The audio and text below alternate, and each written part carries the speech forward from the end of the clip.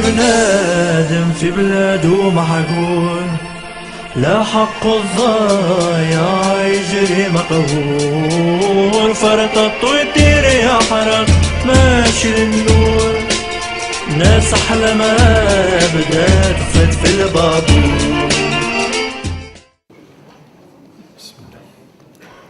Merci de cette invitation cet après-midi ici à Nanterre, et je viens d'écouter avec beaucoup d'attention et d'ailleurs d'intérêt la deuxième partie, je pense, de l'intérêt de l'intervention de Halima Boumedienne, avec un certain nombre de positions, de principes que je partage fondamentalement. Une dernière proposition intéressante qui, en tout cas pour moi, je pense qu'elle est à étudier et à soutenir au vu du paysage politique et à la lumière de la réflexion qu'on doit avoir au moment où viennent les élections. Mais ce qui m'intéresse, et je le conçois bien, on est à quelques semaines d'élections en France, moi il m'intéresse davantage, non pas simplement parce que je crois que je suis d'accord là-dessus aussi, et j'ai souvent été interpellé ces dernières semaines avec l'espoir chez certains d'obtenir des consignes de vote. Et ça, c'est pas du tout d'abord, c'est pas ni mon rôle, ni mon envie, c'est pas du tout une chose que je fais. Je l'ai jamais fait depuis 25 ans que j'interviens en France. C'est pas du tout des choses à mon sens, c'est pas juste de faire ça. C'est plutôt donner des clés de lecture et des enjeux, puis ensuite de laisser chacune et chacun déterminer ses choix. Mais l'idée de voir venir ces élections est plutôt de les utiliser au sens de loupe, c'est-à-dire qu'est-ce qui se révèle de plus en plus dans ce pays, en France, mais pas simplement en France. Vous pouvez voir aujourd'hui en Europe des espèces de nivellements qui sont en train de s'européaniser en mauvais français, à savoir des logiques qu'on voit en France s'articuler, qu'on voit ailleurs, vis-à-vis desquels, à un moment donné, il faut faire un constat, il faut faire une étude, il faut faire des choix, politiques. Et ces choix politiques, ils peuvent être faits en fonction des intérêts ou dans le seul calcul de la possibilité de gagner les élections, ou avec une autre façon de faire la politique, une autre idée. Alors moi, ce que je vais essayer de traduire, c'est pas simplement une idée de soutenir qui va venir au pouvoir, ou d'être dans la logique de la compétition pour le pouvoir. Il y a un certain nombre d'années déjà que je me rends compte que si nous ne rentrons pas dans l'action politique avec une vision un tout petit peu plus complexe et plus holistique, c'est-à-dire qui prenne en compte toutes les dimensions, on s'aperçoit qu'on peut se battre pour des intérêts politiques, pour des questions politiques, totalement négliger la dimension économique et puis finalement défendre des opinions politiques qui n'ont absolument aucune possibilité de voir le jour ou de se traduire, parce que la puissance de l'économique, la puissance des centres nerveux du pouvoir économique balaye tout ceci. C'est-à-dire que c'est un discours vide en fait. C'est un discours structurel, c'est pas un discours qui questionne les fondements du pouvoir aujourd'hui. C'est vrai en France, mais si vous étudiez ce qui est en train de se passer au Moyen-Orient ou en Afrique du Nord, tout ça c'est rien. Tous ces processus de démocratisation vont être passés par pertes et profits si ces pays et les responsables politiques de ces pays ne déterminent pas de véritables politiques économiques régionales et internationales. Et donc il faut bien concevoir tout ceci, et j'étais content d'entendre Halima mettre en évidence le fait que dans notre engagement politique, il faut refuser ces approches sectorisées, c'est-à-dire des espèces de oui, on parle de la France, que de la France, rien que la France, puis on en parle ici, on ne lie pas ceci à la politique vis-à-vis de l'Afrique du Nord, surtout on essaye de couper la France de sa relation avec le conflit israélo-palestinien et le Moyen-Orient. Tout ceci est lié. Tout ceci est lié. Et donc, plutôt que de simplement regarder les élections, pour qui on va voter, c'est de se dire quel type d'approche alternative sommes-nous prêts, a-t-on le pouvoir de proposer comme contre-pouvoir de ce qu'on nous propose. Parce qu'aujourd'hui, moi, ce qui m'intéresse dans le paysage politique français, c'est simplement de faire le constat d'une espèce de nivellement par le bas, de discours politiques et de discussions politiques qui sont dans le délitement. On constate un délitement de la pensée politique et puis des oppositions de façade entre la soi-disant gauche et la soi-disant droite. On s'est dit, mais au fond, quelle est la différence? Je ne comprends plus bien la différence. Parce qu'on est beaucoup plus vraiment dans des luttes de structure et d'ego que de confrontation idéologique et de projet de société. Et que quand j'entends qu'il va falloir peut-être qu'on réinvestisse le champ politique avec un autre rapport au principe, il faut réinvestir le champ politique par deux dimensions. Un, c'est une idéologie qu'il faut constituer, considérer. Et l'idéologie, qu'est-ce que c'est? C'est le sens d'objectif politique, le sens de réalisation, c'est-à-dire arrêter l'idéologie de l'émotionnel ou la politique de l'émotionnel ou de la peur avec la politique des idées, la politique des projets, la politique des priorités, la politique des visions qui vont mobiliser des consciences libres et non pas des votes, non pas des numéros. Ça, c'est déjà une position de principe. Et s'il y a une catégorie de la population qui peut réinvestir le politique vis-à-vis de cela, ce sont souvent, mais enfin, je veux dire, là aussi, ce sont des pensées qu'on a à travers l'histoire. Avant d'avoir été marxistes, ce sont des pensées qui ont été même des pensées des spiritualités asiatiques. L'histoire se fait par les opprimés, l'histoire se fait par les minorités, la conscience des objectifs et des idéaux vient toujours de ceux que l'on opprime, jamais de ceux qui oppressent. Parce que ceux qui oppressent gardent des chasses gardées de pouvoir. L'idée ne l'intéresse pas, le pouvoir le préoccupe. Quant à ceux qui vont développer un autre type de rapport, ce sont ceux qui vivent aujourd'hui en France avec une conscience qu'on les marginalise du débat. Ce qui a été dit, qui sont assignés à l'immigration à vie. Après, vous pouvez venir avec tous les discours que vous voulez. Vous dites, mais je suis français. Le plus important, c'est que vous le disiez. Mais le plus important, c'est aussi... Mais ce qui est aussi important, c'est de savoir que vous n'êtes pas entendu. La question n'est pas simplement de parler, c'est de considérer la surdité de ceux à qui on parle. C'est-à-dire ceux qui aujourd'hui placent une catégorie de la population en dehors du débat national. Et quand vous dites dans le débat national que le débat national est lié à la scène internationale, on dit, vous voyez bien, vous n'êtes pas de chez nous. Non, alors moi, non, moi. Provenant du religieux, j'ai une fatwa personnelle, pas d'applaudissements. Donc, c'est ça, le premier domaine, la première dimension, c'est la réconciliation avec l'idéologie politique, celle qui fonde des objectifs et sur des idéaux. Et la deuxième des choses dont on a besoin de réinvestir le champ politique, tout en sachant que c'est tout à fait limité, c'est la question de l'éthique. L'éthique en politique, c'est-à-dire une certaine façon de faire la politique, une certaine façon de... Et ça, encore une fois, même si le pouvoir corrompt, le pouvoir attire. Je veux dire, j'avais écrit il y a autant j'avais salué, par exemple, l'exercice du pouvoir, les premières étapes dans la lutte contre la corruption, l'encadrement de ce qui se passe, par exemple, en Turquie. Je suis un spectateur attentif et critique de ce qui se passe en Turquie. Je ne peux pas ne pas reconnaître, et je ne veux pas ne pas reconnaître, qu'il y a des avancées extrêmement intéressantes en termes de la gestion du politique.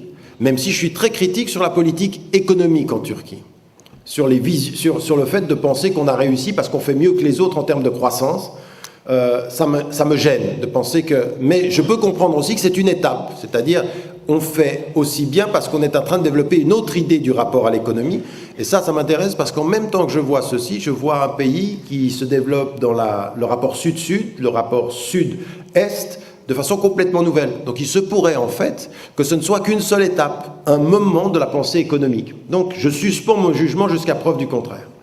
Parce que j'en sais rien, parce que je ne peux pas, à l'heure qu'il est, déterminer clairement les enjeux de la politique économique de la Turquie, en tout cas ses visées plutôt que ses enjeux. Mais par contre, il y a une chose que j'étais aussi obligé de relever, c'est que quelqu'un qui est devenu Premier ministre et qui est élu 2 fois est encore maintenant dans un processus où il pense à changer le régime ministériel ou celui du Premier ministre qui a le pouvoir en régime présidentiel. Et celui qui ne pourra plus être Premier ministre va devenir président. Elle dit attention, cet amour du pouvoir, on l'a connu.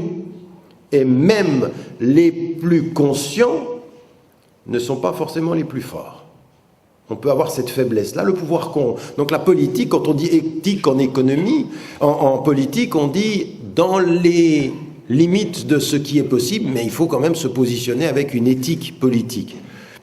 Que le politique, c'est le service de la nation, c'est pas gagner des élections, que c'est une certaine façon de concevoir le droit, que c'est une certaine façon de concevoir la dignité humaine. Et moi, quand on me dit oh, il faut séparer le religieux du politique, je veux bien, ça dépend ce que vous mettez à la place du religieux. Parce que s'il s'agit de séparer le religieux du politique pour mettre à la place du religieux l'économique et que finalement on a mis le politique sous l'étau du politique, alors je dis c'est encore plus dangereux. Parce que non seulement c'est pas le dogme du religieux qui s'impose, mais c'est la logique de l'économique qui impose des politiques dont plus personne n'est maître. Et qui fait qu'à un moment donné, quand les banques sont en crise, on prend du citoyen pour sauver des banques qui à la fin de l'année vous disent eh ben, finalement on a quand même fait 10 milliards de bénéfices. Ah ben c'est gentil. Et ça, c'est aussi déterminer les zones du pouvoir. De ne pas séparer le religieux pour le remplacer insidieusement par d'autres centres de pouvoir. Et de questionner ceci en disant, ça n'est pas parce qu'on sépare le religieux du politique qu'on va séparer le politique de l'éthique.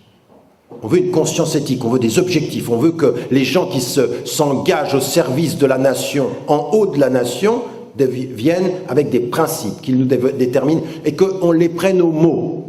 Moi, ça me fait rire aujourd'hui, ceux qui viennent en France dire le parti est Nordant en Tunisie, on va les prendre au mot, savoir s'ils disent la vérité après les élections.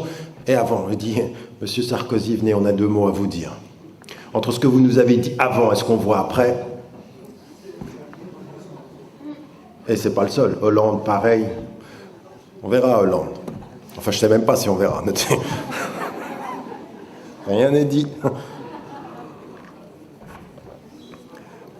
Mais c'est pour tout le monde la même chose. Donc 2 choses qui me paraissent dans cet engagement, prendre ces élections-là et voir dans quelle mesure on peut induire de cet engagement politique en se disant, bon, les élections viennent, comment se positionner par rapport à cela, voir l'indigence du débat, voir le délitement de la pensée politique et puis se penser aujourd'hui de façon nouvelle.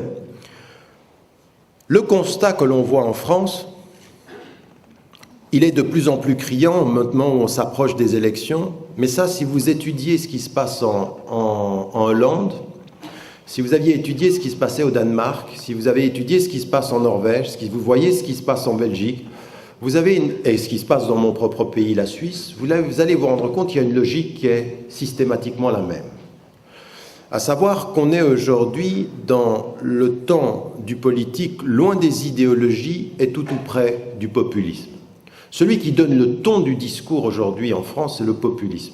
C'est pas les. Alors après, on a des variations sur le même tempo entre l'UMP et le Parti socialiste, et puis les autres qui essayent de se faire entendre dans cette espèce de polarisation du politique aujourd'hui en France. Mais le caractère le plus déterminant du discours politique, c'est l'intervention de la pensée populiste transversalement partout. Alors je l'ai dit et répété, ce qui se disait par le parti du Front National il y a 10 ans, 15 ans maintenant est dit et accepté par beaucoup, et on va aller jouer sur cette surenchère-là. Et ça, c'est de la politique émotionnelle. Elle est fondée sur 1, l'émotif, 2, la peur, et 3, la récurrence. Attendez-vous à un dérapage contrôlé de votre ministre de l'Intérieur chaque 3 semaines. Parce que si vous pensez c'est un dérapage contrôlé. Laissez venir les immigrés, laissez-les voter, il y a du halal partout. Ouais, ça vous fait rire. Il y en a d'autres, ça fait peur. Et donc on joue là-dessus. Et les autres partis se positionnent. Et puis parfois, ceux qui ont entretenu un certain type de nouveau racisme vis-à-vis font comme s'ils étaient effarouchés. Mon Dieu, que dit-il ? Mais vous pourriez prendre dans leur propre discours une série d'attitudes, une série de comportements où c'est exactement la même chose. Je veux dire, Valls qui fait l'effarouché par rapport à ce que dit Guéant, et vous voyez, allez voir ce qu'il a dit et ce qu'il a osé dire par rapport au Quick, par rapport au communautarisme, c'est la même chose. En fait, tu critiques au sommet ce que tu entretiens à la base. Et ça, c'est récurrent. Et après, on joue, et on va jouer sur les émotions. C'est à qui réussira à entretenir la peur qui le fait, mais à paraître le plus tolérant à la base. Une attitude de tolérance apparente, tolérance, et là, je suis d'accord avec ce qui a été dit, c'est ce terme-là, tolérance au sommet et politique insidieuse à la base. Et ça, malheureusement, et là je suis aussi d'accord, je fais ce constat, c'est transversalement partagé. Je ne vois pas aujourd'hui, très sérieusement, un parti, je peux voir dans certains partis qui est plus ou moins, mais un parti qui soit complètement protégé de cela, je ne le vois pas aujourd'hui en France. Alors, après, il y en a certains qui disent, oui, non, mais alors dites-nous pour qui on vote s'ils sont tous mauvais. Je ne suis pas en train de dire qu'ils sont tous mauvais, je dis, il n'y en a pas un de bon. Non, mais la nuance est importante. À partir d'un certain moment, en politique, parfois, on vote pour le moins mauvais. Tout en considérant que, quand on a fait le constat de ce qui peut être mauvais, il va falloir se réveiller pour donner du bon. Et c'est là où je suis d'accord, on ne peut pas rester dans l'attitude passive, à systématiquement dire, ils sont tous mauvais, tous pourris. Ça ne peut pas aller. Ça va pour une élection, mais ça ne peut pas aller pour un projet de société. Ça ne peut pas aller pour des gens qui vont réconcilier idéologie et éthique en politique. Ce que je disais au départ.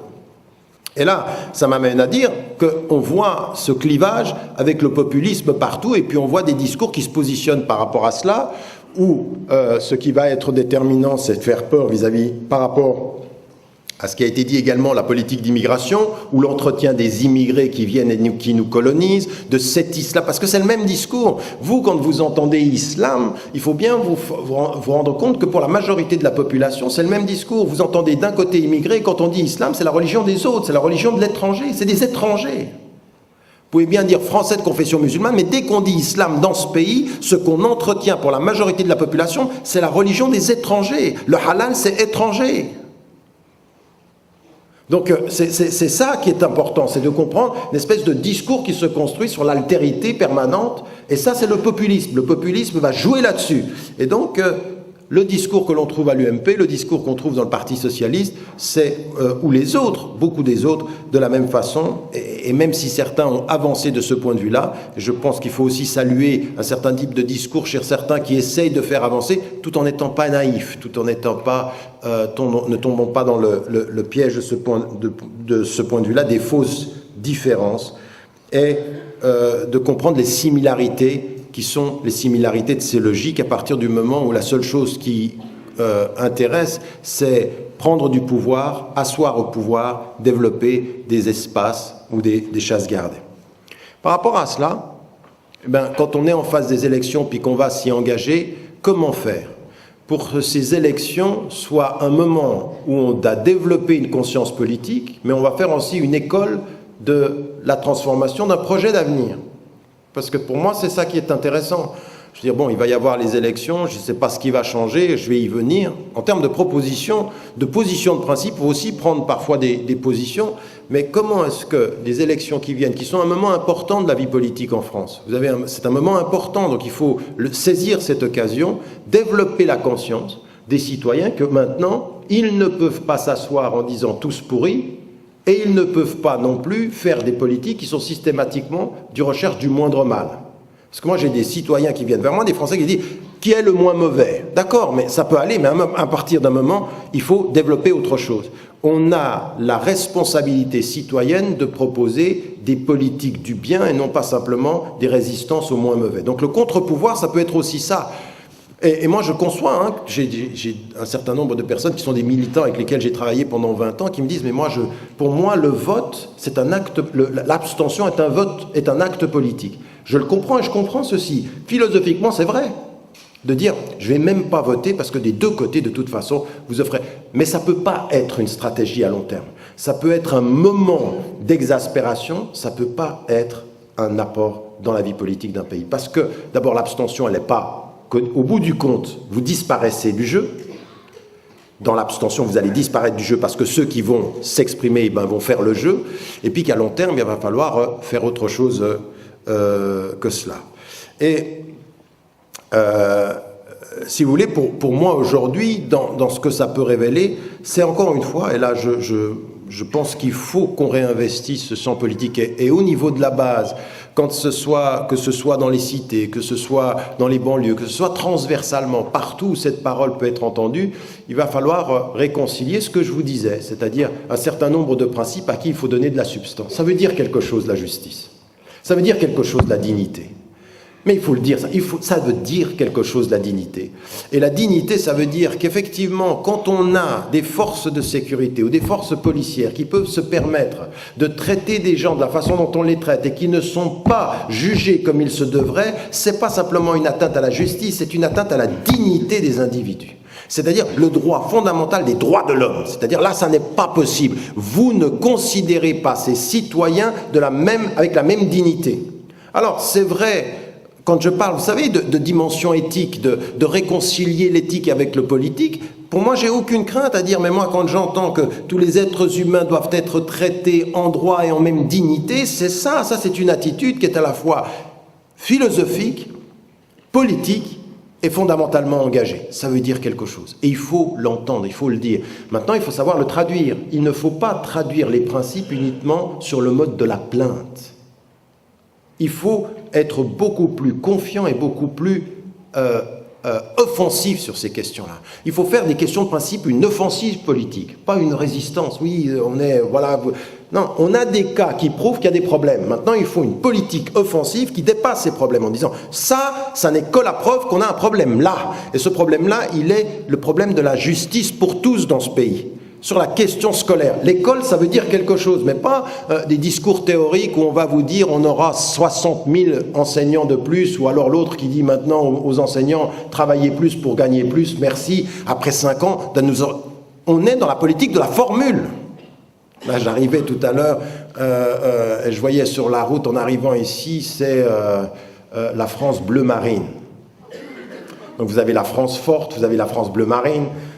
On est de slogan, et ça, c'est à qui trouvera le mieux. Mais le problème, c'est que le slogan est la formule iceberg qui cache l'ensemble de l'inertie, du non-sérieux des politiques qui sont faites pendant des années. Parce qu'au bout du compte, c'est pas forcément avec ces idéologies et avec ces principes qu'on est mené. Donc, dire vraiment, à un moment donné, développer vraiment une vraie politique scolaire dans ce pays. Une vraie politique éducative, qui disent arrêtez de nous parler des banlieues qui doivent culturellement s'intégrer, mais parlez-nous des banlieues et des cités qui doivent éducativement, par l'éducation et par la scolarité, atteindre et accéder à l'égalité des droits scolaires. C'est-à-dire poser la question scolaire là où elle doit être, c'est-à-dire l'égalité des droits à la scolarité pour tous de la même façon, et non pas les chasses gardées, parce que, encore une fois, donc c'est un discours qu'il faut développer. Aujourd'hui, qu'est-ce qu'on voit dans les élections qui arrivent? Ça, on en parle très très peu. J'ai vu 2 ou 3 fois dans le monde en disant les banlieues, les cités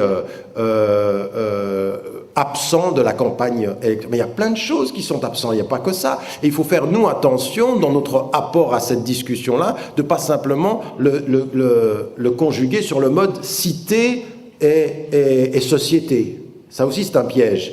Il faut transformer ceci en autre chose. C'est autant la discrimination par rapport au droit, la discrimination par rapport au logement, par rapport à la géographie de ce pays aussi, la politique urbaine, c'est une vraie question. C'est une vraie question qu'il faut aborder. Et là, à ceux qui sont aujourd'hui et qui sont engagés sur le plan politique, c'est ces questions-là qu'il faut leur poser.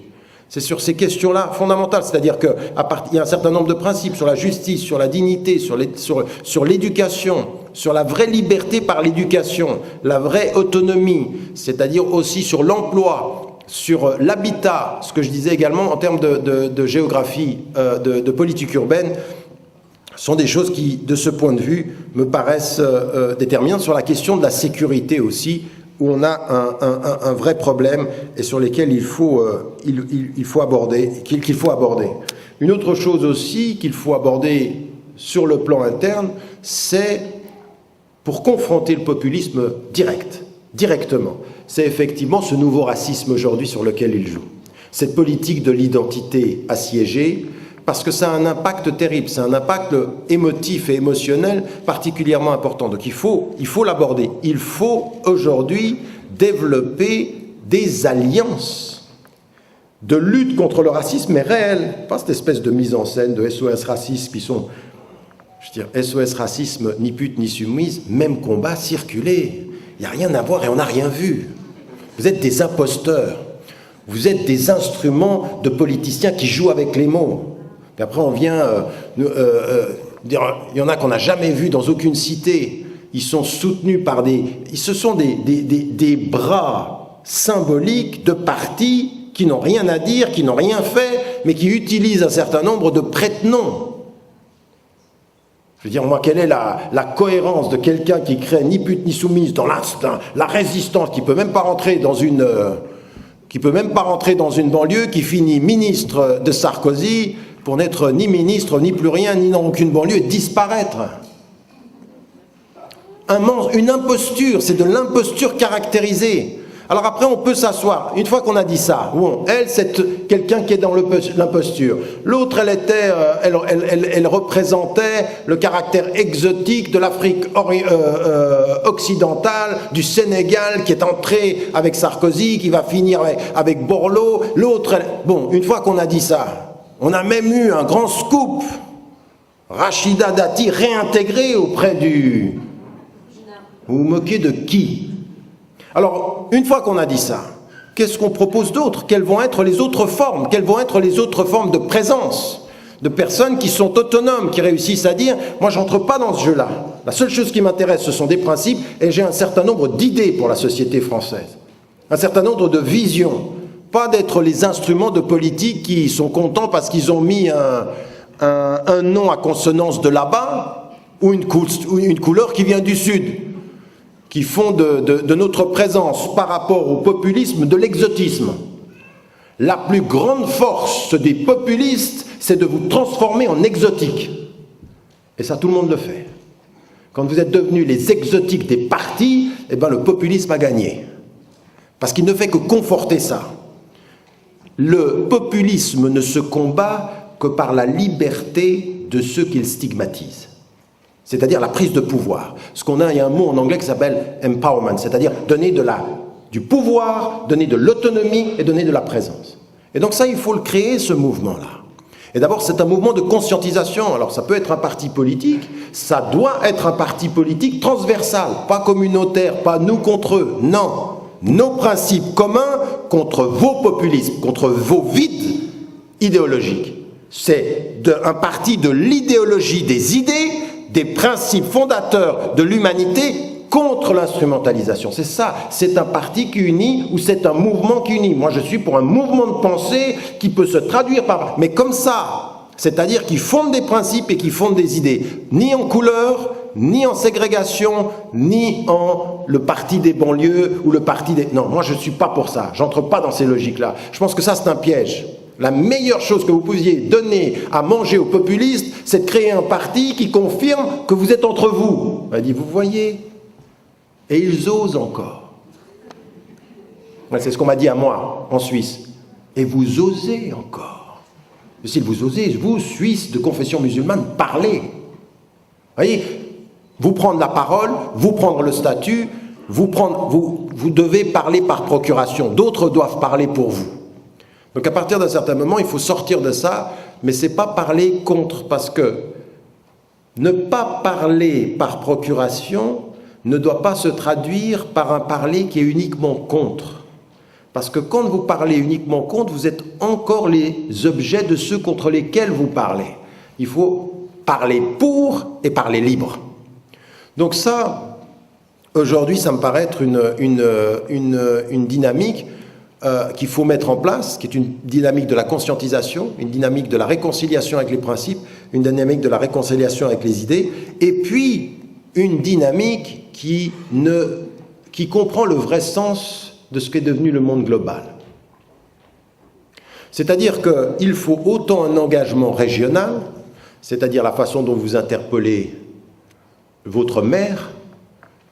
Je veux dire, dans le dernier mois, là maintenant, dans le pays des droits de l'homme et de la liberté d'expression, on m'a enlevé 4 salles pour m'exprimer. 4 fois, là maintenant, là dans le dernier mois. Et puis, il y en a même qui font du chantage. Si vous invitez lui, vous n'avez plus de subvention pour l'année. C'est une partie. C'est des gens qui sont à gauche comme à droite d'ailleurs, ça veut même chose. Ils vous sortent des grandes théories, vous regardez sur le terrain, ils ne veulent pas de cette parole-là. Et donc à partir d'un certain moment, vous dites, mais ça là, ce que vous êtes en train de faire, ce qui fait que vous avez des citoyens et des sujets qui sont des sujets acceptables et des interlocuteurs acceptables et d'autres que vous stigmatisez. Ça montre quoi? Ça montre que la façon dont vous traitez les choses à l'intérieur, elle n'est pas loin de la façon dont vous traitez les choses à l'extérieur. Il y a une logique, c'est la même. Et donc, c'est pour ça qu'il faut, sur le plan local, pouvoir dire aux maires, attendez, là, maintenant, il y a un certain nombre de principes et il va falloir que vous considériez qu'on ne va pas se laisser faire sur ces principes-là. Donc là, on est dans une logique de résistance claire, mais pas simplement de résistance, mais de résistance, de sanctions et de propositions. 1, on résiste, 2, on vous sanctionnera, et 3, on proposera. Mais pas simplement résistance et sanction, non. Résistance, sanction, proposition. Voilà ce qu'on veut, nous, maintenant. Voilà ce que l'on veut pour l'avenir. Donc ça, c'est aussi quelque chose qui, au gré de cette élection qui vient, parce que l'une des plus grandes forces de mobilisation politique qui pourrait sortir des prochaines élections, c'est son caractère délité et le niveau tout à fait... j'essaie de trouver le bon mot pour pas... Enfin, le bas niveau, le nivellement par le bas de ce discours-là peut et devrait être quelque chose. Il y a tellement peu le choix est tellement, on le voit tellement maintenant que la différence, elle est minime, et on voit que des deux côtés, d'une certaine façon, de ces deux partis, mais aussi dans les autres, il y a un nivellement qu'à un moment donné, ça doit nous réveiller. C'est-à-dire, il y a quand même quelque chose d'autre à faire que de simplement de se mettre à ce niveau-là. Donc,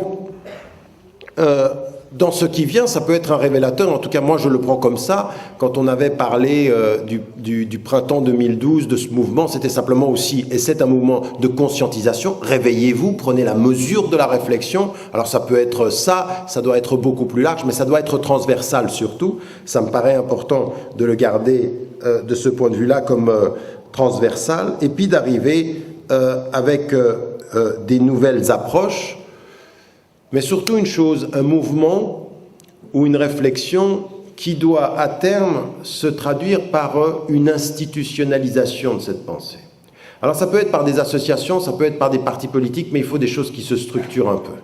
Pas des choses qui soient à tout va, et on est dans l'informel et on n'est pas dans le construit, on n'est pas dans le façonné, on n'a pas de projet à proprement parler.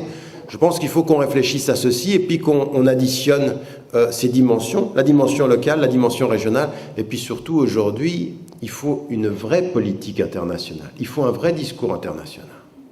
Alors encore une fois, moi je suis complètement d'accord avec ce qui a été dit, quand j'entends des responsables politiques qui étaient plutôt sur la droite catholique traditionnelle, dans le sillage de De Gaulle, dans le sillage de ce qui est venu après, et qui me disent aujourd'hui, la France n'a jamais été aussi pro-sioniste qu'elle est aujourd'hui.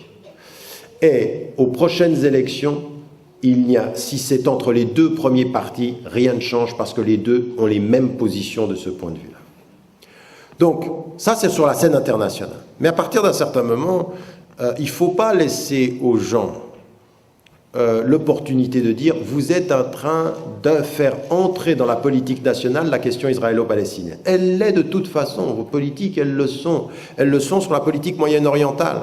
On a des choses à vous demander, on a des questions à poser. Qu'est-ce que vous faisiez avec la Tunisie de Ben Ali? Qu'est-ce que vous faisiez avec l'Égypte de Moubarak? Qu'est-ce que vous avez fait pendant longtemps avec la Syrie? Qu'est-ce que vous avez fait? Comment vous avez traité avec le Libyen Kadhafi? Pour ensuite être à la tête de ceux qui vont le tuer. Il y a des questions à poser. Et ne nous dites pas c'est deux choses différentes. Votre façon de traiter les dictateurs est à la lumière parfois de la façon dont vous oubliez vos citoyens. Et vous avez la possibilité d'oublier les citoyens, parce que malheureusement les citoyens ne font pas toujours le lien entre ces dimensions-là. Et donc il faut faire ce lien-là, il faut faire le lien sur le Moyen-Orient, il faut faire le lien, parce qu'en même temps vous êtes en train de voir des choses qui sont en train d'apparaître, qui sont importantes, très importantes. La nouvelle présence, vous savez que votre équilibre économique en France doit beaucoup à la Chine. Doit beaucoup à la Chine, et que de plus en plus aujourd'hui, on va avoir de façon souple, de façon pas toujours mise en évidence et pas toujours avouée, une présence des pétromonarchies, au premier rang desquelles en France le Qatar. C'est pas simplement l'organisateur de la Coupe du Monde, hein. C'est pas ça. C'est une vraie présence sur le terrain français aujourd'hui à coups de millions. Et donc il y a une vraie question quand on dit par exemple le Qatar va aider les banlieues. Et que vous avez maintenant des gens qui partent au Qatar et on va les former. On va essayer de voir quelle est la possibilité de leur potentiel économique. Alors dans l'idée c'est bien, mais attention, l'objectif quel est-il? L'objectif quel est-il? Donc il faut se poser la question, qu'est-ce que le Qatar vient faire dans la banlieue française? Non mais si vous posez la question, pourquoi? Pourquoi le Qatar dans la banlieue française? Parce qu'il vous aime. Il y a sans doute chez certains de bons sentiments. Il y a sans doute chez la plupart de vrais calculs. Donc il faut regarder ceci. Donc ce lien-là, le Qatar, qui était le pays qui était en relation avec la France dans l'intervention en Libye, lequel Libye est aujourd'hui dans la mainmise économique des Américains et des Britanniques et des Français. On nous a même dit aux États-Unis que la sanction qui était prévue contre le pétrole iranien, l'une des sources d'approvisionnement était pensée être la Libye. Déjà, ça va vite. Qu'on puisse penser qu'on a... Ça veut dire qu'on l'a déjà, la mainmise sur la Libye, sur le pétrole libyen. Notez qu'on l'avait préparé, ce passement de pouvoir. Donc, nous, quand on est ici et puis qu'on pense qu'on vote que pour l'un, on vote pour l'un et un régime et un système. Et il faut, de ce point de vue-là, le considérer. Et si on est pour une éthique et une idée, on ne peut pas avoir une idéologie nationale sans avoir une compréhension de l'international. On ne peut pas. On ne peut pas, de ce point de vue-là, accepter que, au vu et au su de tout le monde, je ne sais pas quand vous...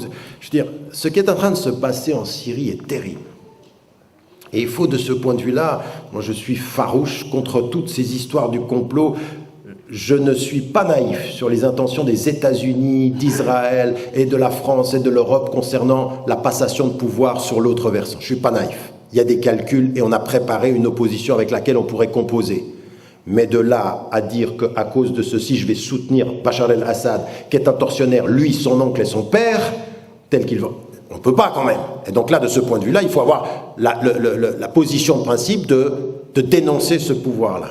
Mais quand on voit que, je veux dire, par rapport à ce qui est en train de se passer, on a ces images et on voit, mais en même temps, au même moment où on voit ceci, passe par pertes et profits la continuation de la spoliation, de la torture, du mauvais traitement des Palestiniens, comme si les éclairages pour les uns permettaient la poursuite de la terreur pour les autres, et qu'on n'en parle plus, on n'en parle plus de la même façon.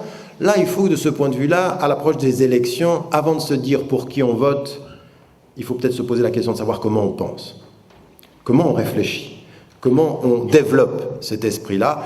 Et donc, moi, c'est cette première proposition que je fais avec un certain nombre d'engagements qui me paraissent être déterminants. Et j'en arrive à ma conclusion. Aujourd'hui, moi, je n'ai pas du tout de consigne de vote.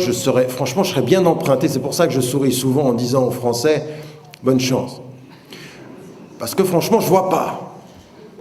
Et moi, j'aurais une position de principe qui est extrêmement claire. C'est-à-dire que je suis tellement mécontent de ce que je peux voir que je regarderai effectivement pour le premier tour et voterai pour celui que je considère être le moins mauvais.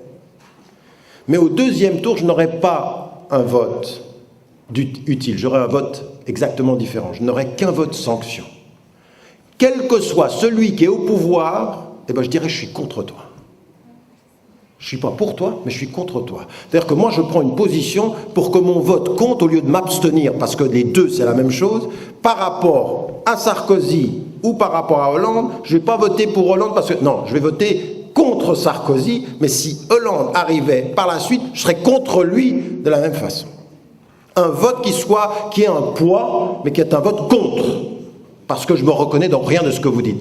Donc un premier tour où je chercherai le moins mauvais, et un deuxième tour où je voterai contre celui qui est en charge, pour manifester dans un poids une attitude qui est une attitude de distanciation par rapport à ce cas. Mais ça ne peut être que si on a une autre dimension d'activité. C'est-à-dire que si on complète ceci par une autre activité politique. Pas dans parce que s'abstenir, être passif, ou être contre être passif, c'est avoir deux fois tort, parce que l'un annule l'autre. Mais être contre en étant actif, c'est peut-être avoir partiellement raison pour un temps.